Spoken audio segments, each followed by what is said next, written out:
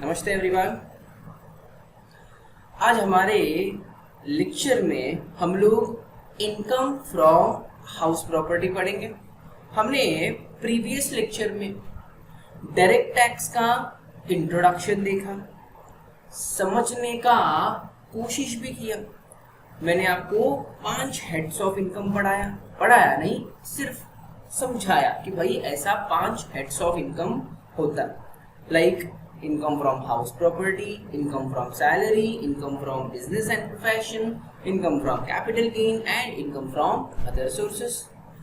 तो भाई ये जो 5 हेड्स ऑफ इनकम है उसमें से एक हेड्स ऑफ इनकम के बारे में हम लोग ये वाले लेक्चर में देखेंगे एंड अकॉर्डिंगली जो सम्स रहेगा वो हम सॉल्व करेंगे।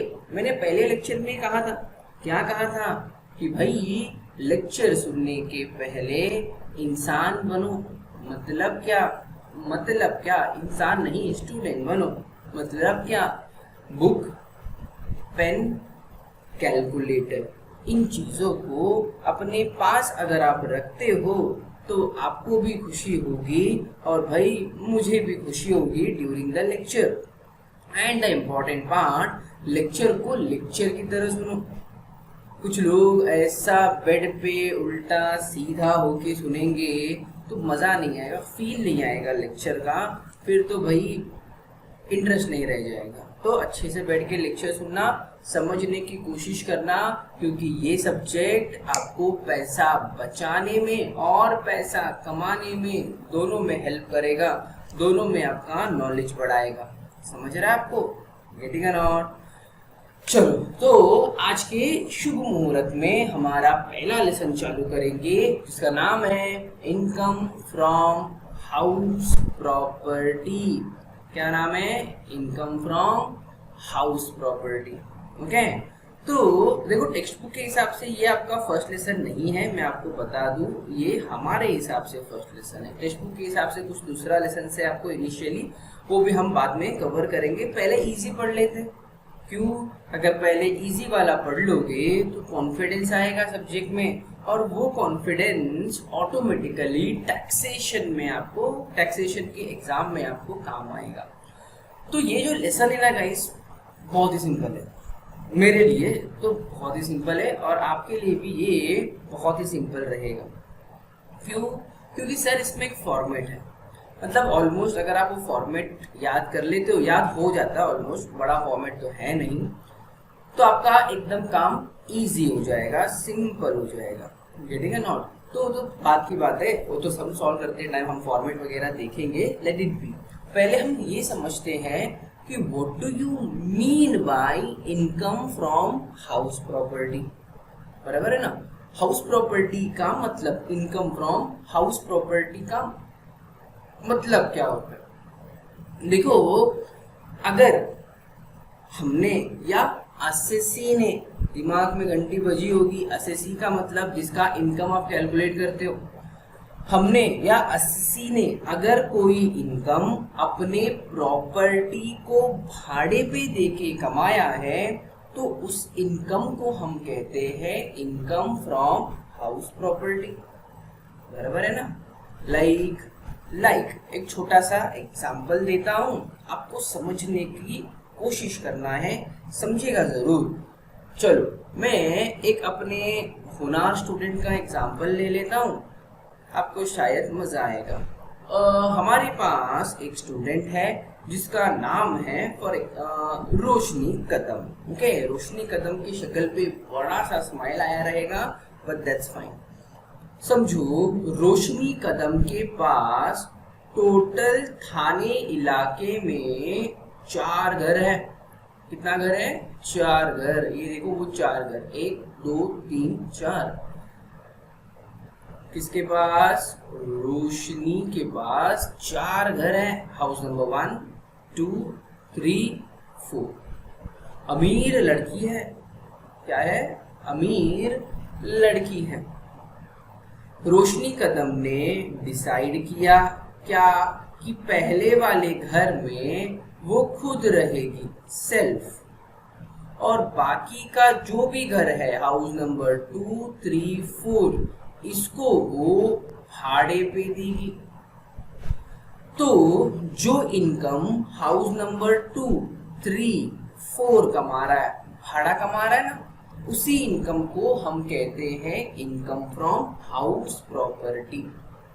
देखो, आप घर भाड़े पे दो, गाला भाड़े पे दो, पूरा बिल्डिंग भाड़े पे दे दो, जो इनकम आ रहा है उसको आप क्या कहोगे? इनकम फ्रॉम हाउस प्रॉपर्टी कहोगे।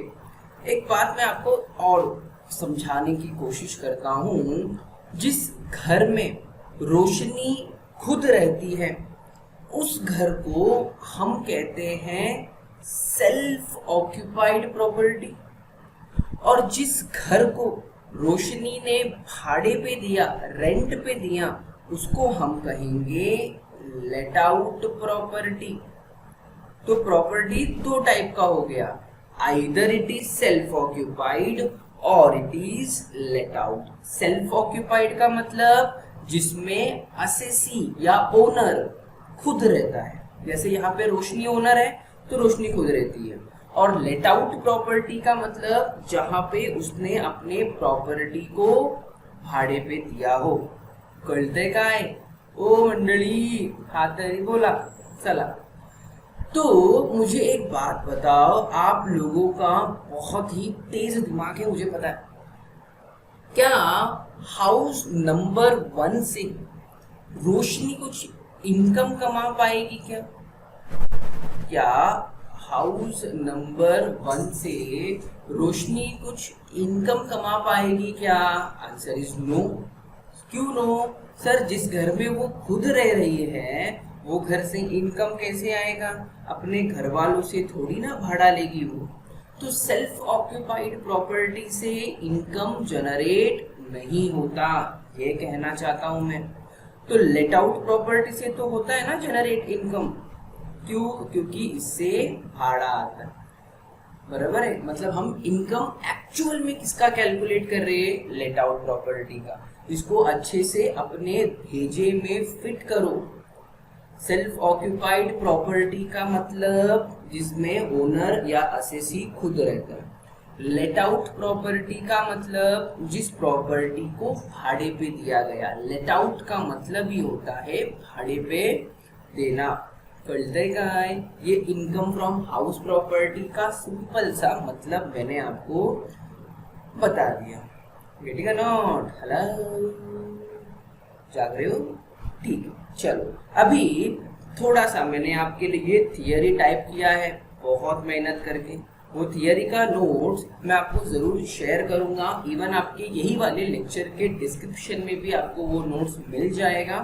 अगर नहीं मिला या ढूंढ नहीं पाए तो आप मुझे व्हाट्सएप कर लेना। आप लोगों के पास मेरा नंबर है, उम्मीद करता हूँ है। चलो आते थियरी की तरफ, पढ़ते हैं कि क्या लिखा गया है थियरी में। क्यों थियरी पढ़ा रहा हूँ पता है आपको? एग्जाम में चाहे तुम बीकॉम वाले हो, बैफ वाले हो, या बीएफएम वाले हो, या फिर पीबीआई वाले हो, या कुछ भी हो, एग्जाम में income tax that is direct tax वाले सब्जेक्ट में 15 से 20 मार्क का थियरी जरूर आता है। तो वो थियरी में आप लोग जो माशाल्लाह ऑथर बनते हो वो तो पूरी दुनिया जानती है, उसके बारे में मैं डिस्कस करना ही नहीं चाहता, लेट इट बी। लेकिन फिर भी वो ऑथर जब आप बनते हो तो एक अच्छा ऑथर बनो। क्यों? प्रोफेसर की जान निकालने पे तुले रहते हो ऐसा आंसर लिख के। इसके लिए ये थियरी अगर आप सुन लोगे, एग्जाम में अगर इसके ऊपर आ जाएगा तो थोड़ा आप सेंसिबल लिखोगे। इतना तो सेंस क्रिएट करेगा आपका आंसर कि प्रोफेसर जिंदा रहेगा। ओके, चलो देखते हैं क्या लिखा है करें। The income tax act does not differentiate between, हम यहाँ पढ़ रहे हैं, कुछ लोग वहां ढूंढ रहे हैं। The income tax act does not differentiate between commercial and residential property. मैंने कहा प्रॉपर्टी प्रॉपर्टी होता है, कमर्शियल हो रेसिडेंशियल हो। गाला भाड़े पे देके रेंट कमाया तो भी इनकम फ्रॉम हाउस प्रॉपर्टी, घर भाड़े पे देके रेंट कमाया तो भी income from house property.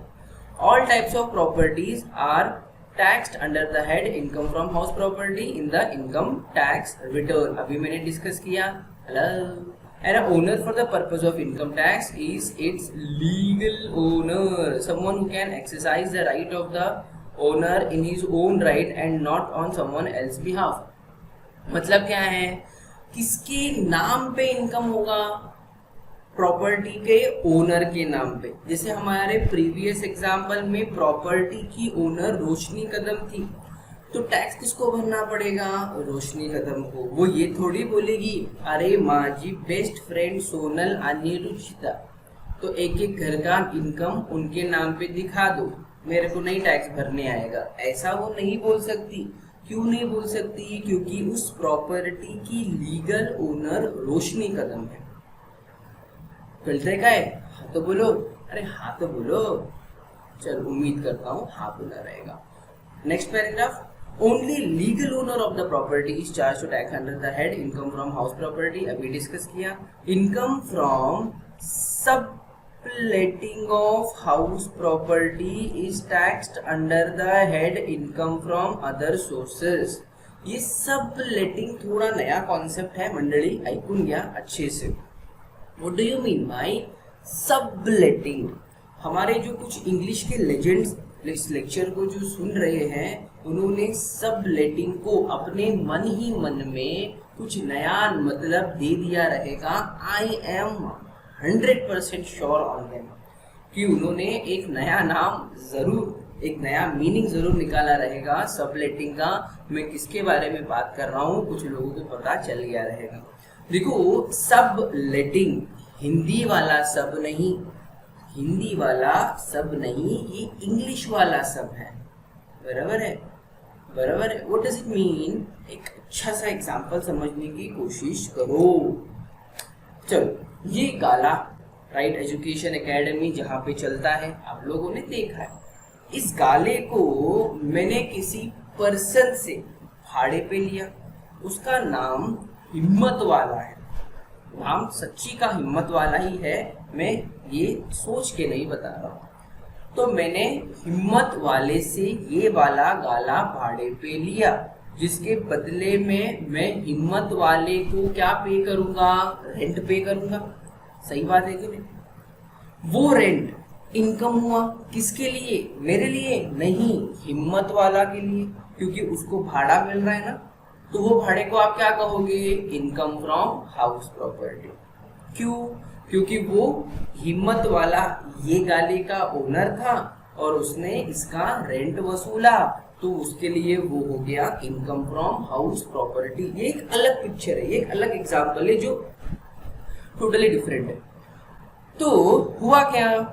Lockdown हो गया, आपको तो पता है, गरीबी आ गई कुछ ज्यादा ही। तो मैंने दिमाग क्या लगाया कि ये बड़ा वाला गाला है, इसको आधा मैं किसी दूसरे पर्सन को भाड़े पे दे दूंगा और आधा गाला मैं यूज करूंगा। ऑनलाइन लेक्चर चलता है तो पूरा गाला लेके करूंगा भी क्या। तो मैंने क्या किया, मैंने एक छोटा सा कैबिन बांधा, बराबर है। और वो वाले कैबिन को फॉर एग्जाम्पल सतीश सर है हमारे, उनको मैंने भाड़े पे दे दिया। सतीश सर को मैंने कहा, सतीश सर आप ये पर्टिकुलर कैबिन यूज कर सकते हो, डेली का आके बैठ सकते हो, अपना काम कर सकते हो, मुझे उसके बदले में थोड़ा सा 2-3 हज़ार रुपए भाड़ा दे देना। तो यहाँ पे मैंने क्या किया, that is mister Ravi Gowda ने क्या किया, भाड़े पे लिए हुए प्रॉपर्टी को भाड़े पे चढ़ा दिया।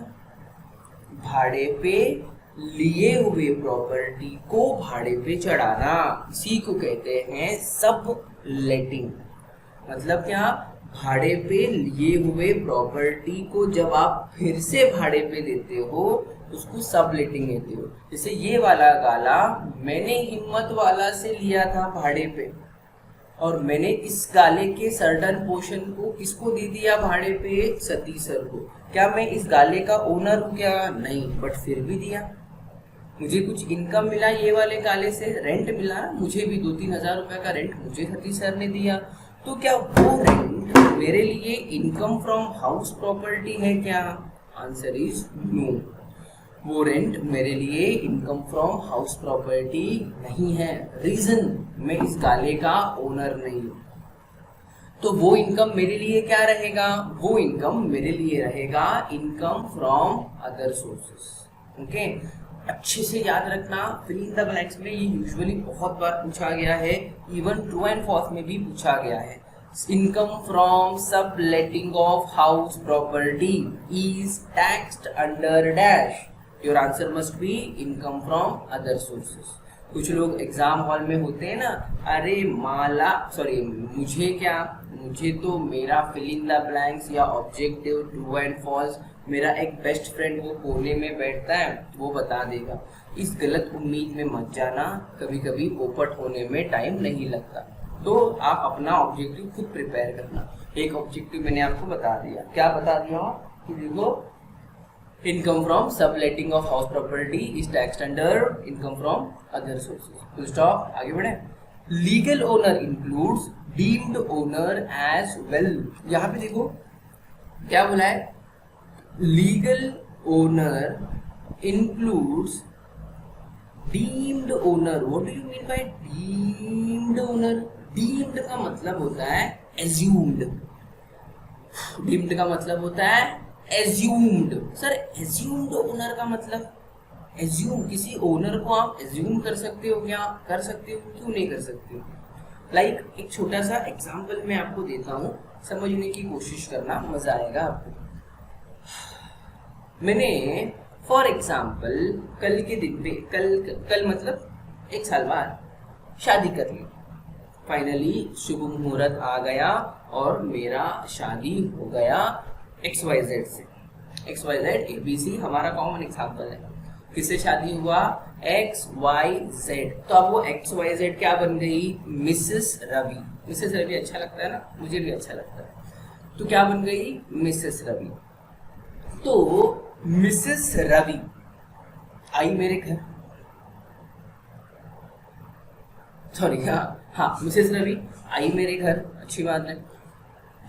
मेरे पास उन दिनों में जब मेरी शादी हुई या शादी होगी, हुई नहीं होगी एक साल बाद, तब समझो मेरे पास टोटल 3 घर है। कितना घर है? 3 घर। ओके, तो जैसे ही मेरी बीवी मेरे घर आई, मैंने उसको शादी का गिफ्ट समझो, कुछ भी समझो, मैंने उसके नाम पे एक घर कर दिया कि रख तेरे नाम पे, वो घर से जो भाड़ा आएगा वो तुझे मिलेगा, ऐसा मैंने उसको बोला। तो यहाँ पे जो मैं उसको घर दे रहा हूँ मेरा, क्या उसके बदले पैसा लूंगा क्या? आंसर इज नो, नहीं लूंगा। क्यों? बीवी है ना, मार थोड़े खाना है। तो मैंने क्या किया, उसको बिना पैसे लिए घर दे दिया, उसके नाम पे घर कर दिया। ओनर रिकॉर्ड्स में ओनर कौन है? मेरी वाइफ है। जो इनकम मिलेगा, कौन सा इनकम? रेंट का इनकम, वो किसको मिलेगा? मेरी वाइफ को मिलेगा। लेकिन कहीं ना कहीं इनकम टैक्स प्रोविजंस क्या कहता है कि वो जो प्रॉपर्टी था जो मैंने मेरे वाइफ के नाम पे किया, उसका रियल ओनर कौन है? उसका रियल ओनर मैं हूँ, दैट इज रवि है।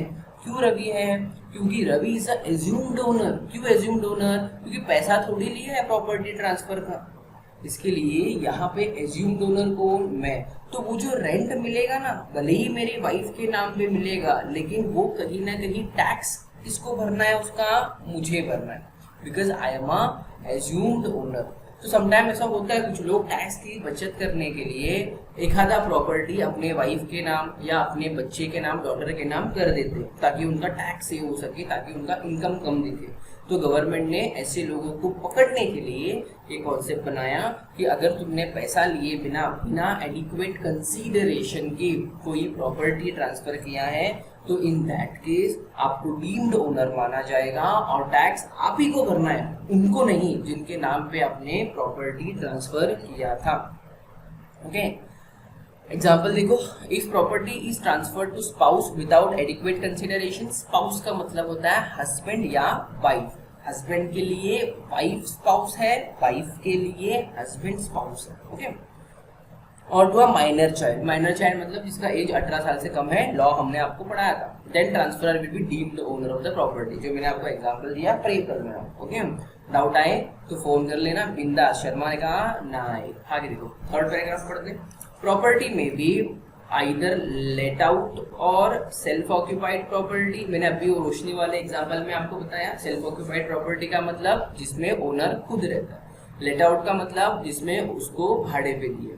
However, when annual value is calculated, method of calculating same in both the case। देखो ग्रॉस एनुअल वैल्यू कैलकुलेट करना होता है प्रॉपर्टी का, उसका method SOP self occupied property और लेट आउट प्रॉपर्टी के लिए सेम है, उसका फॉर्मेट मैंने नीचे दिया है, हम डिस्कस करेंगे फर्दर।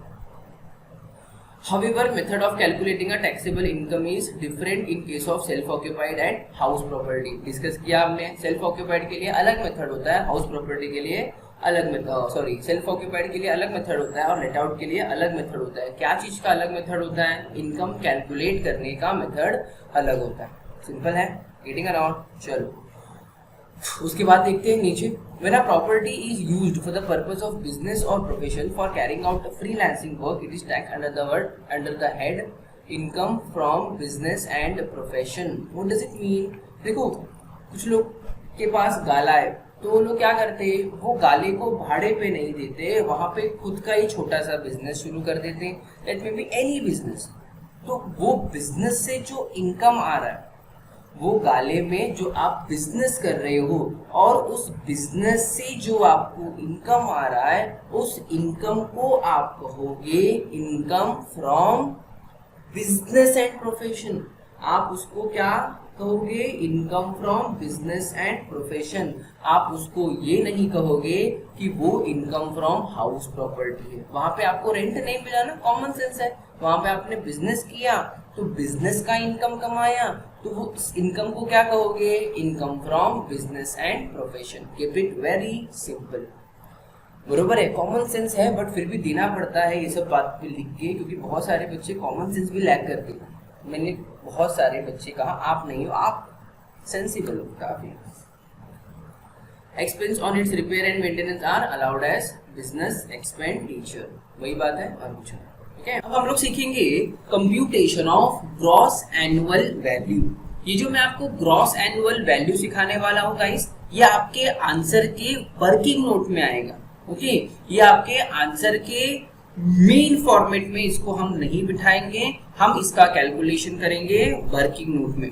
अगर आप टेक्स्ट बुक वगैरह रेफर करते हो तो बहुत सारा जो आपका सम्स है टेक्स्ट बुक में, उन्होंने ये वर्किंग नोट को सम के अंदर ही रख दिया है, बट आई ऑलवेज सजेस्ट कि आप इसको हमेशा सबके अलग वर्किंग नोट में सॉल्व करना, ताकि आपका प्रेजेंटेशन अच्छा रहेगा। ओके, देखो ग्रॉस एनुअल वैल्यू आपका जो हाउस प्रॉपर्टी का सम का शुरुआत होता है, कैलकुलेशन का जो शुरुआत होता है, वो शुरुआत होता है ग्रॉस एनुअल वैल्यू से। चलो मैं आपको दिखा देता हूं। जो हमारा मेन फॉर्मेट है, मेन फॉर्मेट ये है मेरा income from house property calculate करने का। देखो format for calculation of income from house property. इसमें आप देख सकते हो कि जो सबसे ऊपर है वो देखो ग्रॉस एनुअल वैल्यू है।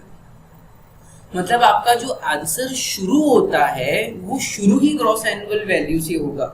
It means you must know how to calculate the gross annual value. बहुत सिंपल है, मजा आएगा आपको। तो ग्रॉस एनुअल वैल्यू कैलकुलेट करने के लिए आपको कुछ अमाउंट या वैल्यू को कंपेयर करना पड़ेगा एक दूसरे से। मैंने कहा कंपेयर करना पड़ेगा, एडलेस नहीं करना है, सिर्फ कंपेयर करना है। जैसे कि देखो यहाँ पे फेयर रेंट और म्युनिसिपल वैल्यू को कंपेयर करना होगा। फेयर रेंट और म्युनिसिपल वैल्यू में जो वैल्यू हायर रहेगा, बड़ा वाला अमाउंट रहेगा, वो नीचे आ जाएगा सी में। देखो A fair rent, B municipal value, इन दोनों का हायर सी में, that is higher of A and B. मैं आपको फेयर रेंट का, म्युनिसिपल वैल्यू का, उसके नीचे जो स्टैंडर्ड रेंट है वो सब मीनिंग बताऊंगा, नीचे हमने लिखा है। चलो एक बार डिस्कस कर देते हैं, बाद में के लिए क्या रखना। What do you mean bye fair rent? Fair rent देखो जिस पर्टिकुलर लोकेशन पे आपका प्रॉपर्टी लोकेटेड है, उसके आसपास के इलाके में जो रेंट चालू है, जो भाड़ा चालू है, उसको कहा जाता है फेयर रेंट। एग्जाम्पल, हमारा गाला जहां पे लोकेटेड है पड़बल नगर इलाके में, इस गाले का रेंट है 9,000 रुपीज। ओके, हमारे गाले के बाजू में दो अलग अलग गाले हैं, उसका रेंट है 10,000 रुपीज। तो वो जो बाजू वाले गाले का रेंट है ना 10,000, उसको हम कहेंगे फेयर रेंट। गेटिंग? तो फेयर रेंट मतलब आपका प्रॉपर्टी जहां पे लोकेटेड है उसके आसपास के लोकेलिटी में जो रेंट चालू है उसको हम कहेंगे fair rent. Simple. Then we have municipal valuation. What do you mean by municipal valuation? देखो, हर एक प्रॉपर्टी का, हर एक गाले का, बिल्डिंग का म्युनिसिपल अथॉरिटी के पास रिकॉर्ड होता है और म्युनिसिपल अथॉरिटी उसका वैल्यूएशन करती है। क्यों करती है? क्या जरूरत है वैल्यूएशन करने का? भाई आपको हर साल म्युनिसिपल टैक्स भरना होता है प्रॉपर्टी के ऊपर, तो वो टैक्स भरने के लिए आपको कुछ वैल्यू तो पता होना चाहिए कि किसके ऊपर टैक्स कैलकुलेट करना है। तो म्युनिसिपल अथॉरिटी क्या कर रहा है? आपके प्रॉपर्टी का म्युनिसिपल वैल्यूएशन डिसाइड कर रहा है डिपेंडिंग ऑन द लोकेशन। कहने का मतलब क्या? थाने प्रॉपर्टी में, जो थाने इलाके में, एरिया में जो प्रॉपर्टी लोकेटेड है उसका म्युनिसिपल वैल्यूएशन और अंधेरी लोखंडवाला में जो प्रॉपर्टी लोकेटेड है उसका वैल्यूएशन अलग अलग रहेगा। ऐसा नो? क्यों? क्योंकि सर लोकेलिटी अलग है, एरिया अलग है, मैटर करता है। सही बात है। तो म्युनिसिपल वैल्यूएशन जो गवर्नमेंट रिकॉर्ड में रहता है प्रॉपर्टी का, जिसके ऊपर म्युनिसिपल टैक्स वगैरह आपको भरने आता है। मैंने वही सारा चीज मीनिंग में भी लिख के दिया है, आप आराम से घर पे बैठ के पढ़ सकते हो। ये जो नोट्स पीडीएफ में अवेलेबल है, इसको कॉपी करने की उतनी जरूरत है नहीं आपको गाइस, क्योंकि मैं इसका आपको soft copy plus hard copy दोनों प्रोवाइड करूंगा। सॉफ्ट कॉपी अभी, hard copy after some time for sure. उसके नीचे देखो स्टैंडर्ड रेंट का मीनिंग दिया है। What do you mean by standard rent? Standard rent simply government certain property का, सर्टेन इलाके का, एरिया का रेंट खुद डिसाइड करती है कि ये वाले पर्टिकुलर इलाके का रेंट इतना होना चाहिए, तो उसी रेंट को कहा जाता है स्टैंडर्ड रेंट। जैसे फॉर एग्जांपल हीरानंदनी साइड आप गए रहोगे, वहाँ का एरिया काफी पॉश होता है, वहाँ का रेंट ज्यादा है, 40,000, 50,000, 60,000, समवेयर लाइक दैट ओनली। तो गवर्नमेंट ने उस इलाके का रेंट डिसाइड कर दिया। लाइक वहाँ पे अगर आपको प्रॉपर्टी रेंट पे लेना है तो कम से कम 50,000 भाड़ा रहेगा। तो ये गवर्नमेंट ने डिसाइड किया है ना, तो उसको स्टैंडर्ड रेंट कहा जाएगा। स्टैंडर्ड रेंट से ज्यादा ही एक्चुअल रेंट होता है, मोस्टली कम नहीं होता है।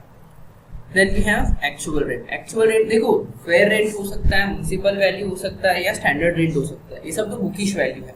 एक्चुअल रेंट का मतलब भाई इन सारे झमेले के बीच में आपको इन रियल रेंट मिला कितना, उसको एक्चुअल रेंट कहा जाता है। ओके, जैसे मेरे गाले का एक्चुअल रेंट क्या है? 9,000 पर मंथ। तो अगर मैं 9,000 इंटू 12 करता हूँ तो इसका पूरे साल का एक्चुअल रेंट कितना हो जाएगा? पूरे साल का एक्चुअल रेंट हो जाएगा 1,08,000 रुपए। कळतंय काय? हा तरी बोला। चला पुढे बघूया। चला फॉर्मेट पे आ जाओ। फेयर रेंट और म्युनिसिपल वैल्यू उन दोनों का हायर नीचे आ गया। देन हमने स्टैंडर्ड रेंट लिख लिया। फिर स्टैंडर्ड रेंट को higher of A and B से कंपेयर करो, मतलब सी और डी कंपेयर होगा तो ई मिलेगा। ई में क्या आएगा? Lower of C and D, मतलब इन दोनों का लोअर। फिर एक्चुअल रेंट लिखो, फिर एक्चुअल रेंट को कंपेयर करो lower of C and D से, मतलब इन दोनों का higher will be my gross annual value. देखो higher of E and F. समझ रहा है? चलो एग्जांपल लेके बताता हूं, आपको समझने में फर्दर मजा आएगा।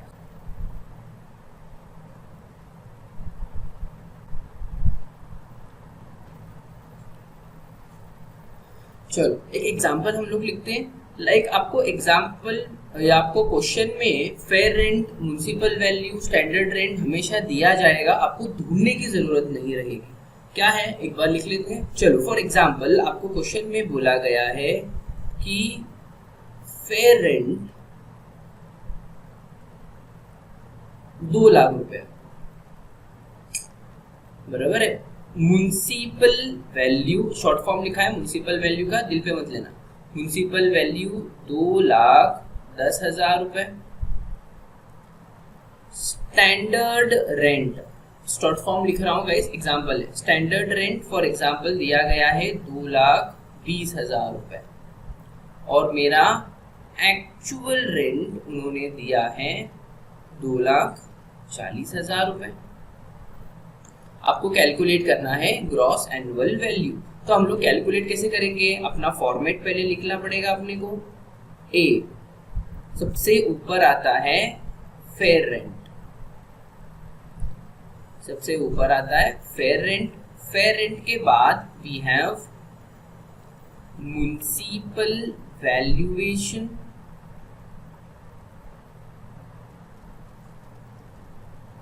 बराबर है, म्युनिसिपल वैल्यूएशन। फिर हमारा format higher of A and B, ये हो गया higher of A and B. फिर बी स्टैंडर्ड रेंट था, क्या था? Standard rent. Standard rent question से लिख लेंगे। E lower of C and D, then actual rent,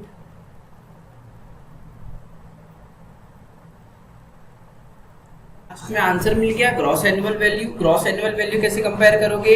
higher of E and F, higher of E and F. एक बार amount लिख लेंगे तो आपको क्लैरिटी आ जाएगा। देखो क्वेश्चन में आपको फेयर रेंट कितना बोला है? क्वेश्चन में आपको फेयर रेंट बोला गया है 2 लाख रुपए का, तो फेयर रेंट लिख लिया।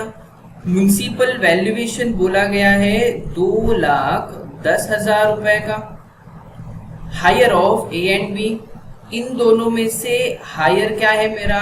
बड़ा वैल्यू क्या है? 2,10,000 रुपए।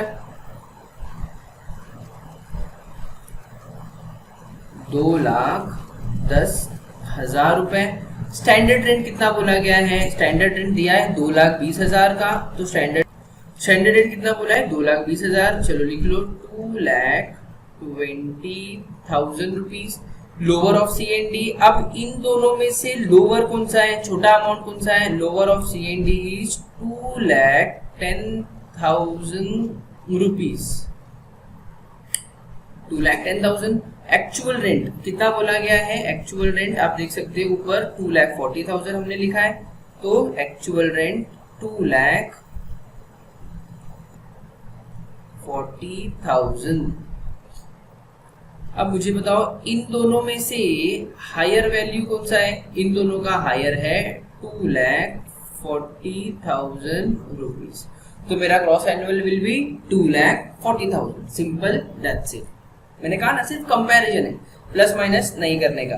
पहला ए और बी कंपेयर होता है, उसका हायर मिलेगा, फिर सी और डी कंपेयर होगा, उसका लोअर मिलेगा, फिर सी और एफ कंपेयर होगा, उसका हायर मिलेगा।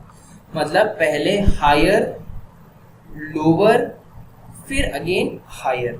गेटिंग? फेयर रेंट और म्युनिसिपल वैल्यूएशन का पहले हायर, फिर जो अमाउंट आया उसको आप कंपेयर करोगे स्टैंडर्ड रेंट से, फिर आपको उन दोनों में का लोअर वैल्यू लेना है, फिर आप एक्चुअल रेंट लिखोगे, एक्चुअल रेंट को कंपेयर करोगे जो भी लोअर वैल्यू आया था उससे, फिर उन दोनों में से जो हाईएस्ट रहेगा लास्ट में वो आपका ग्रॉस एनुअल वैल्यू।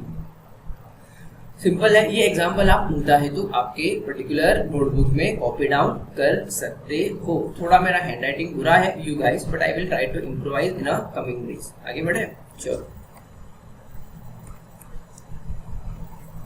अभी हम लोग क्रॉस एनुअल वैल्यू के रिलेटेड कुछ सम्स भी करेंगे। देखो, format for calculation of house property, ये गाइस मैं आपको थोड़ा बहुत क्रॉस एनुअल वैल्यू कैलकुलेट करने का फर्दर सम सिखा दूंगा। उसके बाद हम लोग सीखेंगे कि भाई एक्चुअल में हाउस प्रॉपर्टी कैलकुलेट किया कैसे जाता है। ओके, थोड़ा करके यू विल अंडरस्टैंड एवरीथिंग, क्योंकि गाइस देखो नया सब्जेक्ट है टैक्सेशन, ऑल टुगेदर आप अपने लाइफ में पहली बार पढ़ रहे हो। ओके, इधर आप अगर आप प्रोफेशनल कोर्स करते रहोगे तो पढ़ा रहेगा, या करोगे तो पढ़ोगे फ्यूचर में। अदरवाइज ये सब्जेक्ट आपको एक ही बार आता है लाइफ टाइम में, तो समझने लायक है, इंटरेस्टिंग है। अपना ध्यान बनाए रखना। तो मैं फॉर्मेट डिस्कशन बाद में करूंगा, पहले हम लोग देख लेते हैं कि भाई house gross annual value calculate कैसे किया जाता है। We have some questions related to gross annual value, वो हम लोग सॉल्व करेंगे। ओके चलो, ये आपका क्वेश्चन नंबर 1 है जिसमें हमको कैलकुलेट करना है ग्रॉस एनुअल वैल्यू। एक बार क्वेश्चन में आपको रीड करके बता देता हूँ, उसके बाद हम लोग फॉर्मेट वाइज सॉल्व करते इसको चले जाएंगे। क्या बोला है देखो, मिस्टर वैभव ओन्स 5 हाउसेस एट कोचीन। भाई 5 घर है उसका, कितना मतलब बहुत ही अमीर आदमी है। 5 घर आज के जमाने में मतलब बहुत ही अमीर आदमी है। Compute the gross annual value of each house, मतलब हाउस 1 2 3 4 5, 5 घर का आपको ग्रॉस एनुअल वैल्यू कैलकुलेट करना है। इतना ही है। फॉर्मेट में जो जो चीज लगता है उन सारे चीजों को हम पहले लिख लेते हैं, पहला अपना फॉर्मेट कंप्लीट हो जाना चाहिए। तो सबसे पहले ऊपर आ गया computation of gross annual value. Okay देखो पर्टिकुलर्स, और यहाँ पे आपको 5 घर का डिटेल दिया गया है, तो आपको जो डेटा बनाना पड़ेगा या कॉलम्स बनाना पड़ेगा वो 5 घर के लिए बनाना पड़ेगा। कितने के लिए? 5 घर के लिए। तो पर्टिकुलर्स और 5 घर का कॉलम, मतलब आप टोटल कॉलम कितना ड्रॉ कर रहे हो? आप टोटल कॉलम ड्रॉ करोगे 6। देखो मैं सिस्टम में लिख रहा हूँ या सिस्टम में सिखा रहा हूँ, तो मुझे लाइन मारने की जरूरत नहीं है। सिस्टम में आपको आपके बुक में लाइन ड्रॉ करने आना चाहिए, इसलिए पहले ही बोला हूँ पेन बुक कैलकुलेटर पट्टी पेंसिल पे लेके बैठ जाना। घर पे हो तो क्या है, मैं आपका बुक कभी भी चेक करूंगा जब लाइव सेशन होगा अपना जूम पे या कोई भी अदर एप्लीकेशन पे। मैं रैंडमली किसी का भी नोटबुक चेक कर सकता हूँ, तो मेक श्योर करना नोटबुक रेडी रखना हमेशा। कॉपी आपको ड्यूरिंग लेक्चर दिखते टाइम ही करना है, बाद में के लिए कोई काम भी रखोगे तो मार खाओगे। देखो सबसे पहले अपने फॉर्मेट में हम क्या लिखते थे? सबसे पहले हमारे फॉर्मेट में आता है फेयर रेंट, बराबर है। तो फेयर रेंट पहले हम लोग फॉर्मेट लिख लेते, अमाउंट लिखना तो भाई इजी कॉन्सेप्ट हो जाएगा फिर आपको। फेयर रेंट के बाद में हमारा आता था B, that is our municipal valuation.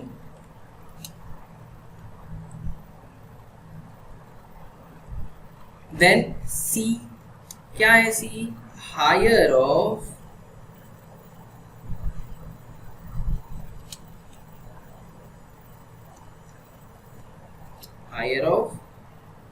A and B.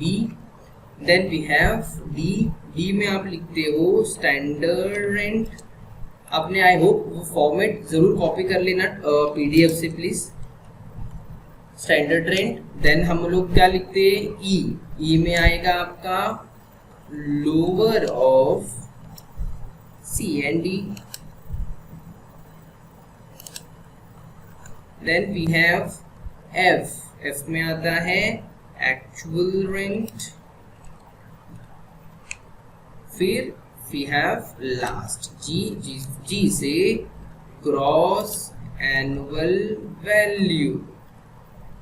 G से ग्रॉस एनुअल वैल्यू ब्रैकेट में होता है तो में हम लिख देते हैं आपके क्लैरिफिकेशन के लिए higher of E and F। Higher of E and F। Okay चलो ये हमारा फॉर्मेट हो गया। मैं आपको यहाँ पे सिर्फ हाउस नंबर 1 का सॉल्व करके दूंगा, हाउस नंबर 2, हाउस नंबर 3, 4, 5 आपको होमवर्क है। मैंने सिर्फ कॉलम ड्रॉ किया है ताकि आपको समझ में आए कि कॉलम क्या क्या लगेगा वो। तो हाउस नंबर 1 में अगर आप देखते हो तो देखना फेयर रेंट कितना दिया है? फेयर रेंट दिया है 1,50,000। तो चलो हम लोग लिख लेते हैं फेयर रेंट कितना? 1,50,000 रुपीज।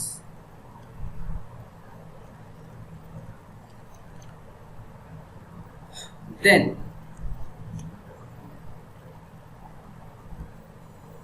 म्युनिसिपल वैल्यूएशन कितना दिया है? देखो 1,20,000 rupees. We can write down that also 1,20,000 rupees. उसके बाद अगर आप देखते हो तो भाई अपने को हायर लिखना है, तो higher of A and B, मुझे बताओ higher of A and B यहाँ पे कितना आएगा, it will be 1,50,000। Then we have standard rent, देखो क्वेश्चन में दिया है क्या, हाँ स्टैंडर्ड रेंट दिया है क्वेश्चन में, कितना दिया है, इट इज 1,08,000, 1,08,000। फिर हम लोग नीचे उसके आ जाएंगे, लोअर आना पड़ेगा अपने को, lower of C and D, मुझे बताओ 1,50,000 या 1,08,000 क्या आएगा, बोलो कुछ लोग आके झपक रहे बैठ के, 1,08,000, राइट है। नेक्स्ट लोअर हो गया, फिर एक्चुअल रेंट का वैल्यू दिया है क्या आपको, एक्चुअल रेंट देखो दिया है, एक्चुअल रेंट रिसीव्ड और रिसीवेबल, देखो हाउस वन के कॉलम में सबसे लास्ट वाला अमाउंट कितना दिया है, 1,80,000 दिया है, सॉरी 1,80,000। तो मेरा ग्रॉस एनुअल वैल्यू मिल जाएगा, what is my gross annual value, higher of my standard, higher of my E and F, that is 1,08,000 और 1,80,000, whichever is higher, इन दोनों में सबसे बड़ा कौन सा है, 1,80,000, बराबर है, सिंपल है ना। पहले ऊपर वाले दो को कंपेयर किया, फिर जो आया उसको कंपेयर किया, फिर जो आया उसको कंपेयर किया, ग्रॉस एनुअल वैल्यू आ गया आपका, गेटिंग इट नॉट, हेलो,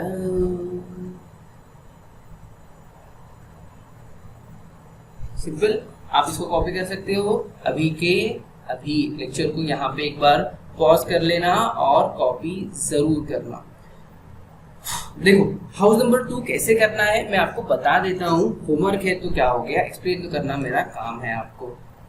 देखो गाइस, हाउस नंबर 2 भी सेम, म्युनिसिपल वैल्यू दिया है लिख लेना, फेयर रेंट दिया है लिख लेना, उन दोनों का हायर आएगा। अगर आप स्टैंडर्ड रेंट देखते हो तो स्टैंडर्ड रेंट आपके हाउस नंबर 2 में नॉट अप्लीकेबल दिया है। चलो और सॉल्व करके दे देता हूँ आपके लिए, और भी थोड़ा क्लैरिटी हो जाएगा। चलो हम हाउस नंबर 2 सॉल्व करते हैं। हाउस नंबर 2 में मेरा फेयर रेंट कितना दिया है, देखो 2,40,000 रुपीज दिए हैं। उसके बाद मेरा म्युनिसिपल वैल्यूएशन दिया है सेम सर, 2,40,000 दिया है, वो भी कोई बात नहीं, अच्छी बात है।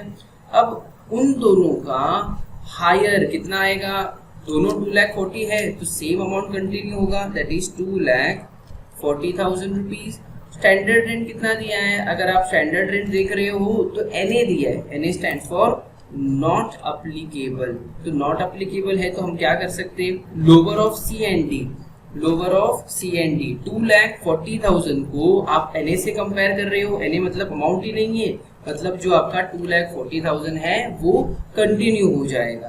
Then we have actual rent का अमाउंट, एक्चुअल रेंट अगर आप देखते हो तो दिया है 2,10,000 रुपए, तो आपका ग्रॉस एनुअल वैल्यू कितना आएगा, higher of E and F, देखो E 2,40,000 है, F 2,10,000 है, तो हायर कितना, it will be rupees 2,40,000।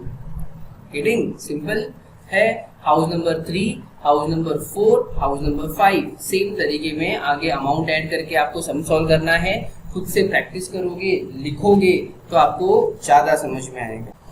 Okay, तो मुझे ये होमवर्क करके फोटो जरूर भेज देना, क्वेश्चन नंबर 1 का आगे का पार्ट, इतना पार्ट तो आप सॉल्व करोगे ही during the lectures only. House number 3, house number 4 और हाउस नंबर 5 आपके लिए होमवर्क है, सब सॉल्व करके जरूर शेयर कर देना। भाई इतने से क्या होता है, एक होमवर्क का भी मैंने आधा दिया है आपको, आधा तो मैंने किया, तो आपको मैं एक और होमवर्क दूंगा, एक और गिफ्ट दूंगा। चलो देखते हैं गिफ्ट नंबर 2 की तरफ।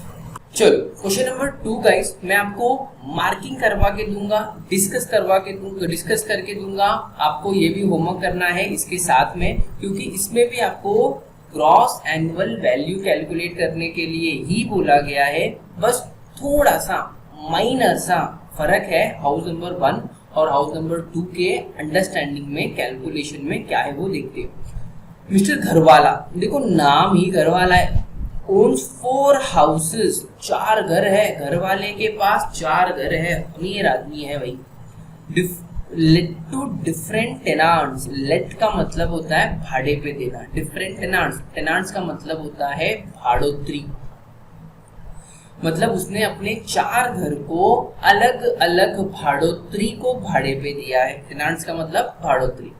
Details of which are follow, determine the gross annual value of each house, मतलब सेम जैसे क्वेश्चन नंबर 1 में आपने किया था, ऊपर लिखोगे computation of gross annual value और फॉर्मेट बना लोगे, फॉर्मेट दिया हूं ना, ऊपर भी दिया हूं, अभी के सब में भी मैंने सॉल्व किया था, तो वहां से आपको फॉर्मेट मिल जाएगा।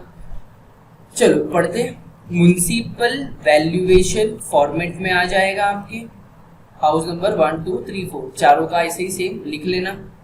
फेयर रेंट ये भी आपके फॉर्मेट में आ जाएगा, फॉर्मेट में आता है ना, fair rent municipal value format का ही हिस्सा है। स्टैंडर्ड रेंट ये भी फॉर्मेट में आ जाएगा। एक्चुअल रेंट पर मंथ दिया है, मेरे शूरवीर स्टूडेंट्स लोग इसको ध्यान से देखो, ये पर मंथ है, तो आप लेकिन जो कैलकुलेशंस करते हो ना वो हमेशा इनकम टैक्स में 1 साल का करते हो, ईयर का करते हो, तो ये एक्चुअल रेंट का अमाउंट तो महीने का है, मतलब इसको मुझे इनटू कितना करना पड़ेगा, देखो कितने महीने के लिए भाड़े पे दिया है, मंथ्स लेट आउट 12 मंथ, 12 महीने के लिए भाड़े पे दिया है, तो इसको इनटू 12 कर दोगे, बराबर है। तो आपका एक्चुअल रेंट का अमाउंट कितना आएगा, एक्चुअल रेंट का अमाउंट आएगा 1,44,000 रुपीज। तो आप फॉर्मेट में एक्चुअल रेंट कितना लिखोगे, एक्चुअल रेंट आप लिखोगे 1,44,000, सिंपल। मंथ वेकेंट नील, इंग्लिश समझ रहे हैं आपको। घर कितने महीने के लिए भाड़े पे था, पूरा 12 महीने के लिए, तो खाली कितने महीने के लिए, नील 0 महीने के लिए, मतलब इसका कुछ आपको खास रिलेवेंस नहीं है, आपके आंसर में भी इसका इफेक्ट उतना नहीं आएगा। हाउस नंबर 2 हम देखेंगे, सेम दिया है, म्युनिसिपल वैल्यू फॉर्मेट में आ गया, फेयर रेंट फॉर्मेट में आ गया, स्टैंडर्ड रेंट फॉर्मेट में आ गया, एक्चुअल रेंट 8,000 पर मंथ है, इंटू कितना करोगे, इंटू 12 करना पड़ेगा आपको, तो आपको एक्चुअल रेंट पूरे साल का मिलेगा, कितना मिलेगा पूरे साल का, 8,000 इंटू 12 इट कम्स टू 96,000। तो आप एक्चुअल रेंट कितना लिखोगे, आप एक्चुअल रेंट लिखोगे 96,000। सेम है, ये भी ऐसा ही करना है, ये भी ऐसे ही करना है, सिंपल है। आई होप आपको समझ रहा है, समझता रहेगा तो प्लीज मुंडी जोर से हिलाना। अब हाउस नंबर 3 और हाउस नंबर 4, भाई फॉर्मेट तो सेम है, सब कुछ सेम है, लेकिन थोड़ा सा कॉन्सेप्ट नया है, अलग है, क्या है वो देखे क्या। चलो, म्युनिसिपल वैल्यू फॉर्मेट में आएगा, फेयर रेंट फॉर्मेट में आएगा, स्टैंडर्ड रेंट फॉर्मेट में आएगा, एक्चुअल रेंट 12,000 है, इनटू ध्यान से क्वेश्चन देखो, मंथ्स लेट आउट। ये कितने महीने के लिए भाड़े पे था सर, ये तो सिर्फ 11 महीने के लिए भाड़े पे था। कितने महीने के लिए था, 11 महीने के लिए। तो इसका एक्चुअल रेंट कितना, 12,000 इंटू 11 मंथ्स। क्यों 11 मंथ, क्योंकि ये प्रॉपर्टी सिर्फ 11 महीने के लिए रेंट पे था। मैंने आपको बोला ना, what do you mean by actual rent, actual rent मतलब इन रियल जो भाड़ा मिला उसको हम कहते हैं एक्चुअल रेंट।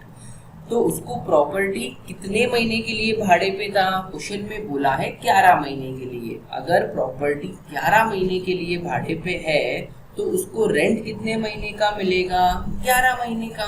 तो वो प्रॉपर्टी खाली कितने महीने के लिए था, 1 महीने के लिए, है ना। तो भाई वी विल कैलकुलेट 12,000 इंटू 11, तो मेरा एक्चुअल रेंट का अमाउंट आ जाएगा 1,32,000 रुपीज।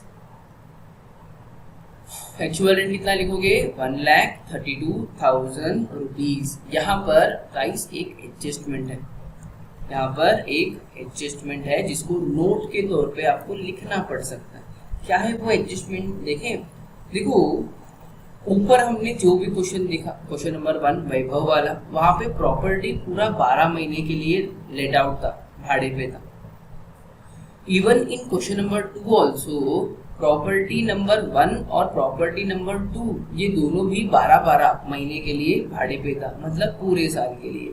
लेकिन क्वेश्चन प्रॉपर्टी नंबर 3 11 महीने के लिए भाड़े पे है और प्रॉपर्टी नंबर 4 तो सिर्फ 9 महीने के लिए भाड़े पे है।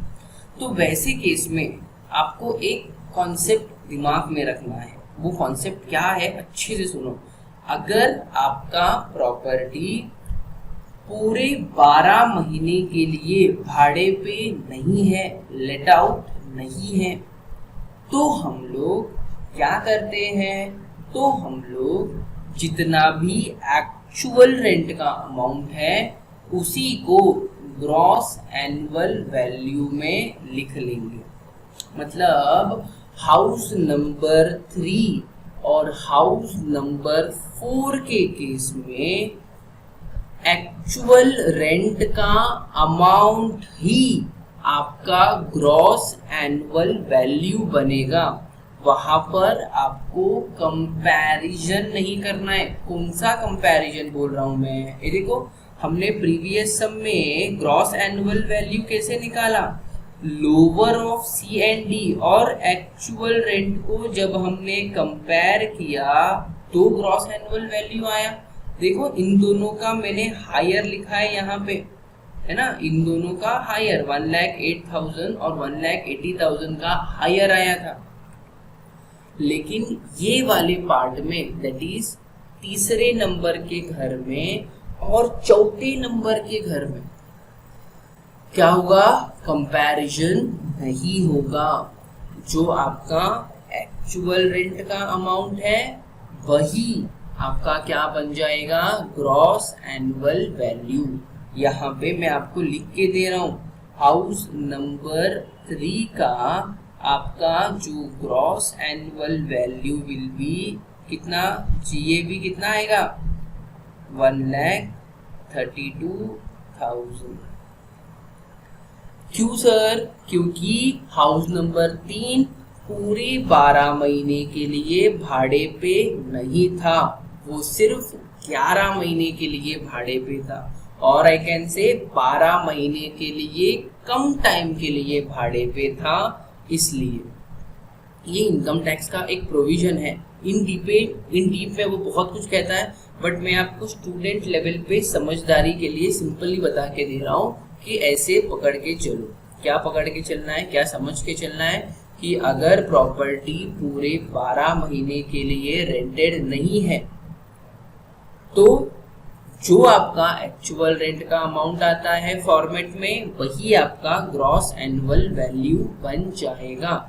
हाउस नंबर 4 अगर आप देखते हो तो देखो सेम है, म्युनिसिपल वैल्यूएशन फॉर्मेट में आएगा, फेयर रेंट फॉर्मेट में आएगा, स्टैंडर्ड रेंट फॉर्मेट में आएगा। एक्चुअल रेंट 12,000 है, लेकिन प्रॉपर्टी कितने महीने के लिए लेट आउट है, 9 महीने के लिए।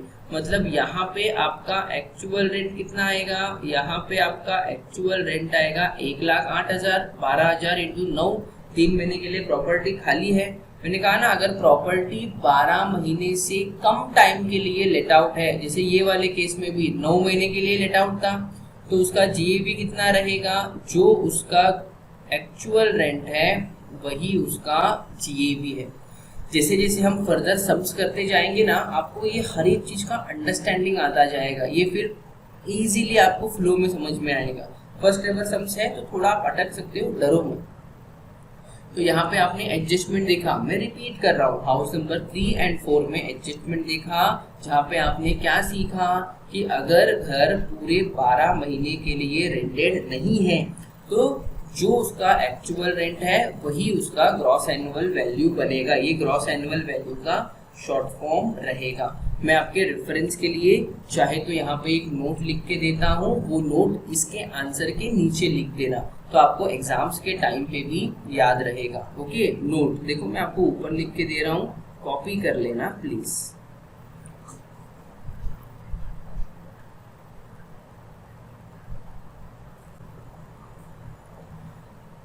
ये जो मैंने ऊपर आपको नोट लिख के दिया, इसको आप आपके आंसर में कॉपी जरूर कर लेना, आपको याद रहेगा। If property let out for less than 12 month, in such cases actual rent will be considered as gross annual value. तो ये आपका क्वेश्चन नंबर 2 होमवर्क है। प्लीज होमवर्क करके मुझे शेयर जरूर करना। डाउट आए तो बिंदास फोन या फिर मैसेज कर सकते हो। एक आधा डाउट रहा तो मैसेज कर लेना, व्हाट्सएप कर लेना। अनलिमिटेड डाउट है तो फोन कर लो, आपके लिए भी बेटर है, मेरे लिए भी बेटर है, आई विल आंसर। बट शर्माने का नहीं, याद रखना क्रॉस एनुअल वैल्यू अगर आपका गलत हो जाता है तो आपका पूरा हाउस प्रॉपर्टी का सम ही गलत हो जाएगा। Getting a not? सिंपली आपको ग्रॉस एनुअल वैल्यू कैलकुलेट करने आना चाहिए। मैं आपको एक बार फॉर्मेट गाइस दिखा देता हूँ, जो आपको फॉर्मेट आपके नोटबुक में भी कॉपी करना है। प्लीज देखो ये वाला format for computation of gross annual value है ना, इसको आप कॉपी जरूर कर लेना अपने पर्टिकुलर नोटबुक में। ओके, और ये भी कॉपी करके रखना please, format for calculation of income from house property, ये भी कॉपी करके रख लो। तो जब भी हम अगले लेक्चर में सम सॉल्व करेंगे तो ये भी आपके काम आ जाएगा। तो दोनों फॉर्मेट आपको आपके नोटबुक में कॉपी करना है, अभी के अभी। लेक्चर पॉज करो और कॉपी करो। ओके, सम मैंने आपको 1.5 सम होमवर्क दिया है और ये 2 फॉर्मेट लिखने का काम दिया है। प्लीज लिखना, लिख के अगले दिन तक आप मुझे व्हाट्सएप कर देना याद से, वरना मार खाओगे। चलो, thank you very much guys, मिलेंगे अगले लेक्चर में। Bye bye.